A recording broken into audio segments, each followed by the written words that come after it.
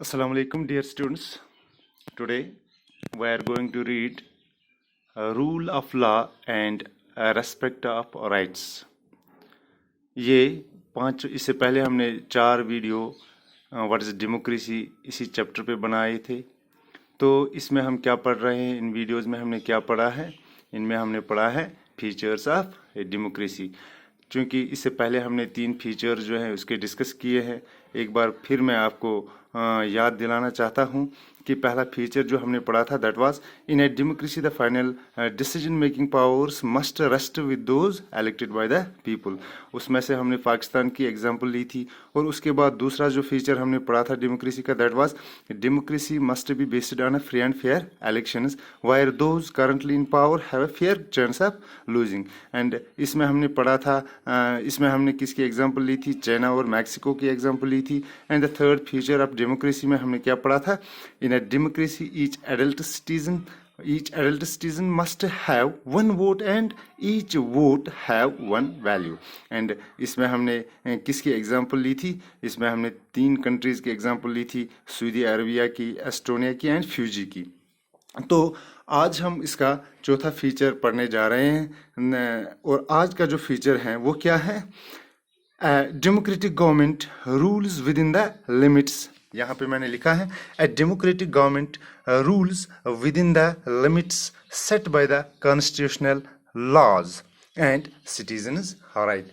इसको हम आज एक्सप्लेन करने जा रहे हैं कि ये फीचर जो हमने यहाँ पे लिखा है दरअसल इसका क्या मायने है।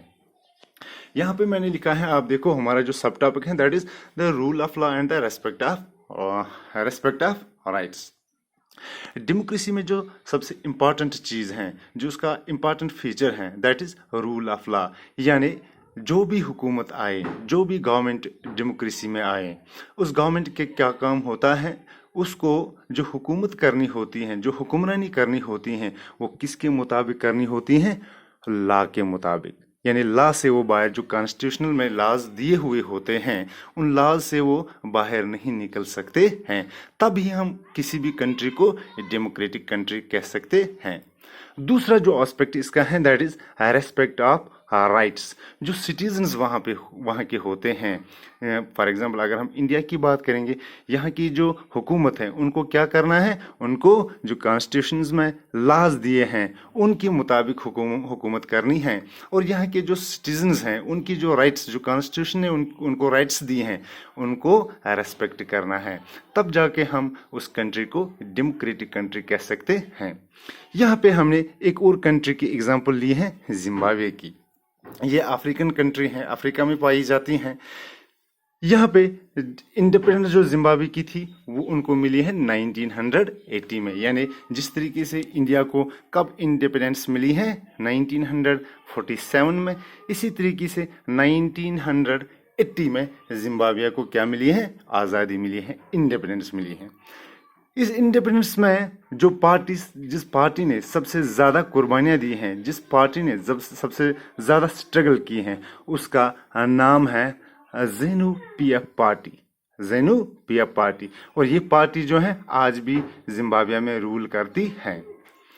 और इस पार्टी के जो प्रेसिडेंट हैं उसका नाम जो है दैट इज रॉबर्ट मुगाबे। ये इस पार्टी के प्रेसिडेंट का नाम है। लेकिन इंडिपेंडेंस के बाद इस पार्टी ने जिम्बाब्वे में क्या किया है? जिम्बाब्वे में बहुत सारे अनफेयर प्रैक्टिस के जरिए, अनफेयर प्रैक्टिस इन इलेक्शंस में करके अपने आप को पावर में रखा है। आज हम देखेंगे कि जिम्बाब्वे जो है किस तरीके से डेमोक्रेटिक होते हुए भी अनडेमोक्रेटिक कहलाती है। हम देखेंगे कि वहाँ की गवर्नमेंट ने ऐसा क्या किया है, ऐसे कौन से डिसीजंस लिए हैं जिनकी वजह से वो डेमोक्रेटिक, यानी लोग वहाँ पे इलेक्शन में हिस्सा लेते हैं, लोग वहाँ पे वोटिंग के ज़रिए अपने नुमाइंदे चुन लेते हैं, लेकिन उसके बाद भी वो यानी जिम्बाब्वे जो है क्यों उसको अनडेमोक्रेटिक करार दिया जाता है। देखो, मैंने यहाँ पे कुछ पॉइंट्स लिखे हैं जिम्बाब्वे गवर्नमेंट के, जिम्बाब्वे के बारे में। The first point is he means this ZANU PF party. जो ये पार्टी है ये क्या करती है? अनफेयर प्रैक्टिस इन इलेक्शंस, बहुत सारी चीज़ें इलेक्शंस में ऐसा करती हैं जैसे कि डेमोक्रेटिक कंट्री में नहीं होने चाहिए। जैसे क्या करता है, उसने सबसे पहला जो काम किया है दैट इज अनडेमोक्रेटिक तरीके से उसने ही amended constitution in his favour, यानी उसमें कॉन्स्टिट्यूशन में ऐसी तब्दीलियां लाई हैं, ऐसी चेंजेस लाई हैं जिनके जरिए वो बहुत ज़्यादा पावरफुल बन गया है। और उसने कान यानी लाज जो वहाँ के हैं इनको एमेंड किया है और इन लाज को अपने तरीके से बनाया है। जैसे उसने वहाँ की अपोजिशन लीडर्स जो हैं यानी अपोजिशन पार्टी के जो मेंबर्स होते हैं, लीडर्स होते हैं, वो उनको हिरास करते हैं, वो उनको क्या करते हैं, हिरास।